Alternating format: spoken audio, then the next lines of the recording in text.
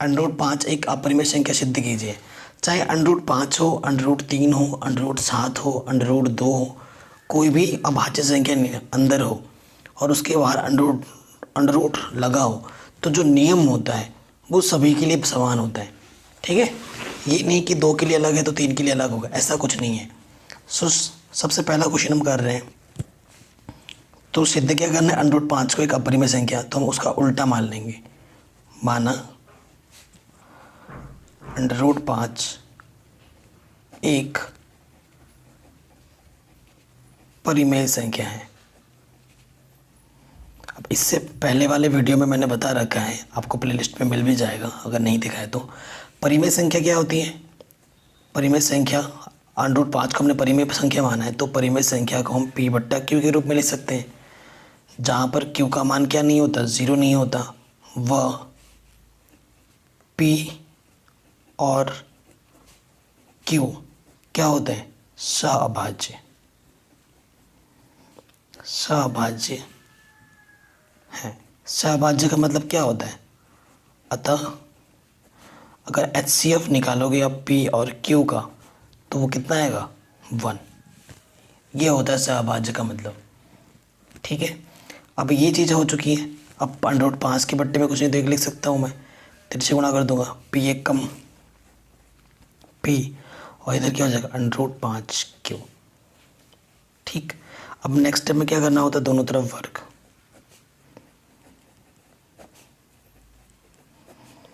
दोनों तरफ वर्ग करने पर, जब मैं दोनों तरफ वर्ग कर दूंगा तो P का वर्ग क्या हो जाएगा, P² √5Q का वर्ग।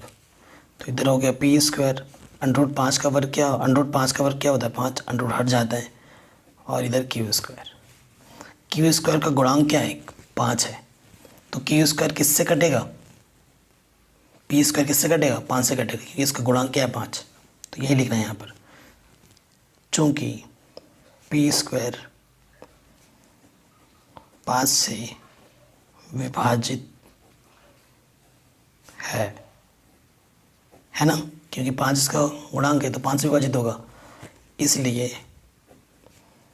P भी 5 से विभाजित होगा। ठीक है, क्यों, मैं आपको एग्जांपल दिखा रहा हूँ। अगर मैंने एक संख्या ले ली, मैंने 9 3 से कटता है। ठीक है, तो 3 का अगर स्क्वायर रूट, 9 का स्क्वायर रूट क्या हो जाएगा, 3, तो 3 भी तो 3 से कटेगा। अगर 9 3 से कटता है तो इसका अंडर भी तो 3 से कटेगा। P² अगर 5 से कटता है तो P भी किससे कटेगा, 5 से कटेगा। ठीक है, अब क्या नेक्स्ट स्टेप में ये प्रोसीजर है। अब क्या करना होता है, P को 5 R मानना है आपको, जो भी नंबर यहाँ होता है वो आपको मानना होता है। ठीक है, P = 5R मान लेंगे। फिर क्या करना होता है, दोनों तरफ वर्ग।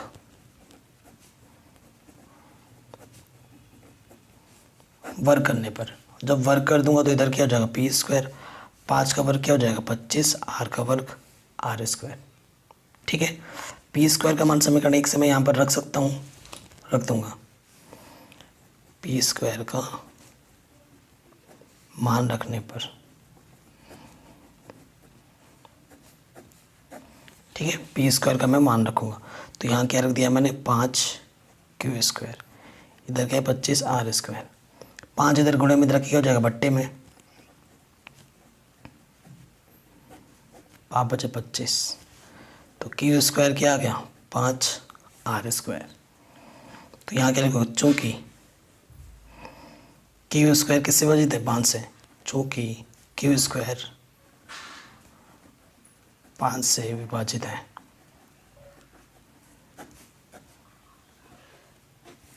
इसलिए Q भी 5 से विभाजित होगा। ठीक है, पहले भी मैंने बताया। तो देखो, अब जो हमारा परिमेय संख्या का जो कॉन्सेप्ट है, वो कॉन्सेप्ट क्या है, परिमेय संख्या क्या बोलती है कि P और Q जो होंगे वो सहअभाज्य होंगे, यानी कि जो HCF होगा वो 1 होगा। देखो, अगर P भी 5 से कट रहा है और क्यू भी का 5 से कट रहा है, तो इसका HCF 5 हो जाएगा, एक नहीं। और जबकि अगर परिमेय संख्या है तो उसका HCF कितना होना चाहिए था, 1 होना चाहिए था। और यहाँ आ कितना रहा है, 5 आ रहा है, तो वही आपको यहाँ पर लिखना है। चूँकि P व Q दोनों 5 से विभाजित हैं, अतः HCF PQ एक नहीं है। अतः जो हमने माना था, हमारी अवधारणा क्या हो गई, विरोधाभास। अतः हमारी अवधारणा विरोधाभास प्रकट होती है।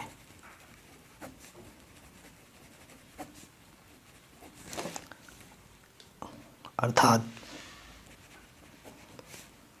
√5 एक अपरिमेय संख्या है। यह आपका आंसर हो जाएगा, यह आपने सिद्ध कर दिया। ठीक है, आपको ऐसे ही हर एक क्वेश्चन में करना होगा। जैसे √2 दे, 5 दे, 7 दे, 3 दे, कुछ भी दे, तरीका यही रहेगा बिल्कुल, बस नंबर बदलेंगे, लेकिन ये लैंग्वेज यही रहेगा। ठीक है, तो ये क्वेश्चन भी हमने आराम से कर दिया है। अब हम आते हैं हमारे क्वेश्चन नंबर 2 में।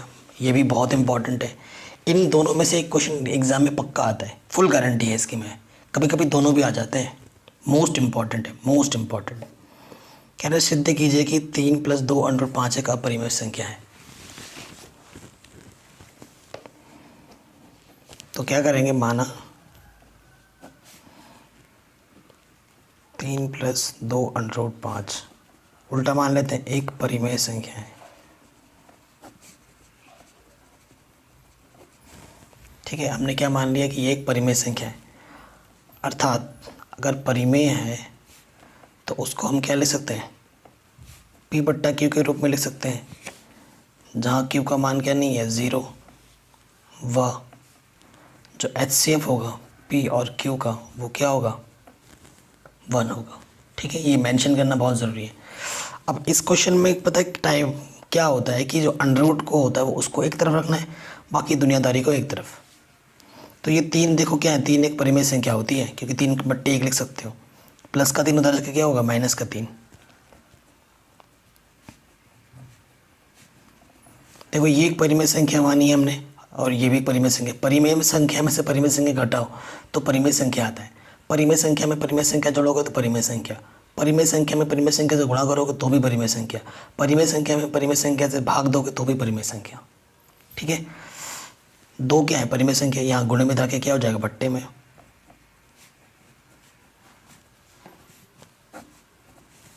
ठीक है, ये बट्टे में आ गया। अब देखो ये पूरी क्या है, एक परिमेय संख्या, और हम जानते हैं ये क्या है, एक अपरिमेय संख्या। जस्ट अभी हमने प्रूफ किया था। ठीक है, इसे इक्वेशन नंबर 1 मान लो, और इसे डब्बे में बंद कर देता हूँ मैं। ठीक है, अब मैं यहाँ लिखूँगा, चूँकि P/Q - 3 पूरे के बट्टे 2 एक परिमेय संख्या है, वह हम जानते हैं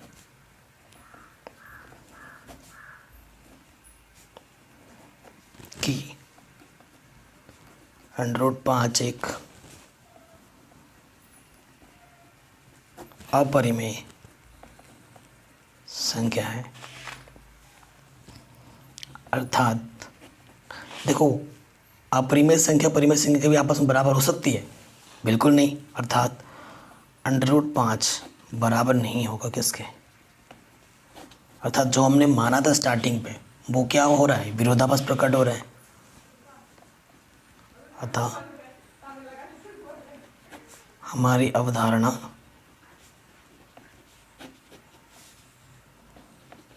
विरोधाभास है।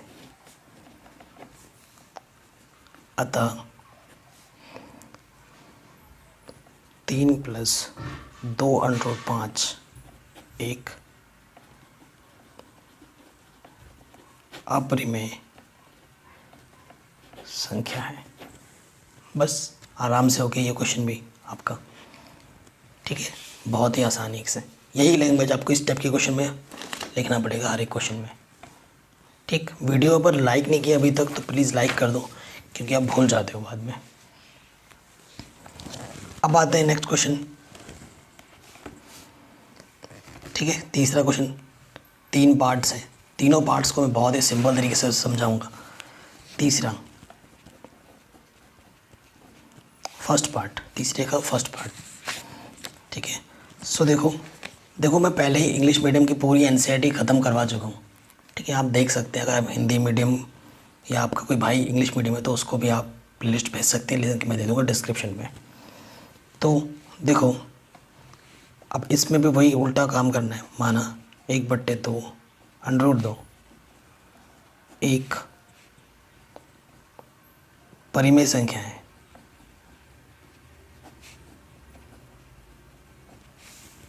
ठीक है, हमने इसको भी एक परिमेय संख्या मान लिया। अब परिमेय संख्या है तो क्या लिखना है, P/Q के रूप में लिखना है, जहाँ पर Q का मान 0 नहीं होता है। वह जो PQ का जो HCF होता है वो कितना होता है, 1 होता है। ये लिखना ही पड़ेगा आपको हर बार। अब देखो लॉजिक वही है। लॉजिक क्या है कि देखो, अगर 3/2 अगर परिमेय संख्या है तो 2/3 भी तो परिमेय संख्या है, उलट दोगे तो भी तो परिमेय संख्या ही रहेगा। तो मैं क्या कहूँगा यहाँ पर पलटने पर, ठीक है, व्युत्क्रम लेने पर, पलटने पर। सो यहाँ पर हो जाएगा √2 और यहाँ हो जाएगा Q/P। सो देखो Q/P एक परिमेय संख्या है और हम जानते हैं √2 एक क्या है, एक अपरिमेय संख्या। वही लैंग्वेज आपको दोबारा लिखनी है, चूँकि Q/P एक परिमेय संख्या है तथा हम जानते हैं कि √2 एक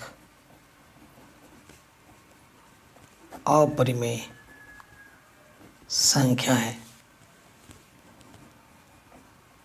अतः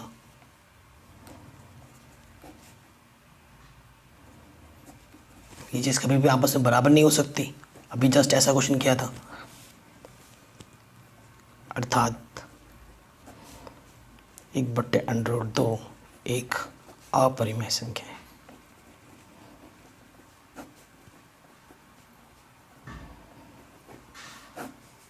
ठीक है, अब ऐसे ही आपको इस प्रकार वाले क्वेश्चन में लिखना होगा। कितना आसान था, आराम से हो गया है ना। ये क्वेश्चन में हमने आराम से कर लिया है। नेक्स्ट क्वेश्चन इसका सेकंड पार्ट है 7√5। देखो ये क्वेश्चन भी ऐसे ही होगा, लैंग्वेज यही लिखना है, मैं डायरेक्ट कर दे रहा हूँ। 7√5 को भी आप क्या मानोगे, P/Q, जहाँ Q का मान 0 नहीं होगा। वह जो HCF होगा P और Q का वो कितना होगा, 1 होगा। ये लिख दोगे। फिर लॉजिक वही है, √2 को एक तरफ रखना है, बाकी सबको एक तरफ ले जाना है, क्योंकि 7 एक क्या है, परिमेय संख्या। यहाँ √5 रहेगा और यहाँ क्या आ जाएगा, गुणे में 7, गुणे में इधर आके बट्टे में आ गया। ये क्या है, एक परिमेय संख्या, ये क्या है, एक अपरिमेय संख्या। ये कभी भी आपस में बराबर नहीं होती। फिर से वही लैंग्वेज लिख दोगे। हम जानते हैं P/7Q परिमेय संख्या है तथा हम जानते हैं √5 एक अपरिमेय संख्या है, अर्थात समीकरण एक विरोधाभास प्रकट होती है। ठीक है, अर्थात 7√5 एक क्या हो जाएगी, अपरिमेय संख्या। ठीक है, तो ये क्वेश्चन भी हमारा आराम से बन गया। अब आ जाओ क्वेश्चन नंबर 3 पे,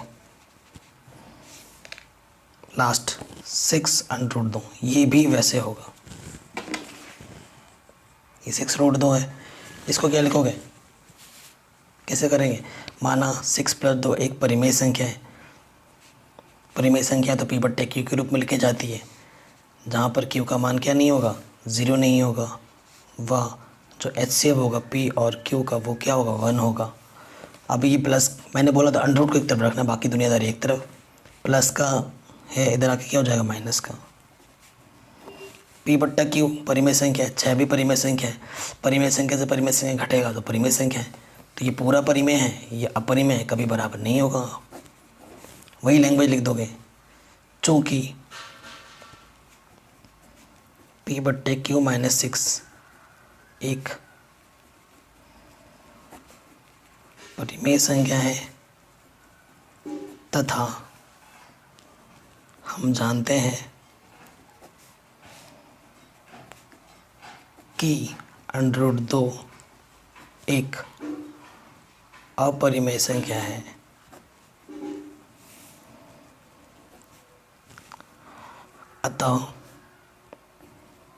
अतः